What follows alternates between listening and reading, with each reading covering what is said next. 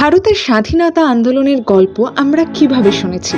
Text book খুললেই দেখা যায় অহিংস আন্দোলন, সত্যাগ্রহ, লবণ সত্যাগ্রহ, ভারত ছাড়ো। মধ্যমণিতে একজন মানুষ, তিনি মহাত্মা গান্ধী।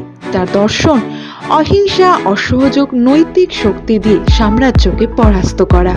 কিন্তু ইতিহাসের আরেকটি অধ্যায় আছে, যেখানে আগুনের মতো জ্বলছে আরো একটি নাম, তিনি সুভাষচন্দ্র বোস। তিনি বিশ্বাস করতেন স্বাধীনতা ভিক্ষা নয়, ছিনিয়ে নিতে হয়। গড়েছিলেন আজাদ হিন্দ ফৌজ, ঘোষণা করলেন স্বাধীন ভারতের সরকার, আজাদ হিন্দ গভর্নমেন্ট। একদিকে নৈতিক প্রতিরোধ, অন্যদিকে সশস্ত্র সংগ্রাম। প্রশ্ন উঠেছে বহুবার, রাজনৈতিক বয়ানে কি একজনকে বড় করে অপরজনকে আড়াল করা হয়? স্বাধীনতা কি শুধুই অহিংস আন্দোলনের ফল, নাকি দ্বিতীয় বিশ্বযুদ্ধ, আইএনএ ট্রায়াল, ব্রিটিশ সেনার ভেতরের অস্থিরতাও বড় ভূমিকা নিয়েছিল? ইতিহাস শুধু সাদা কালো নয়, এটি মতাদর্শের সংঘর্ষ, কৌশলের পার্থক্য আর স্বপ্নের ভিন্ন পথ।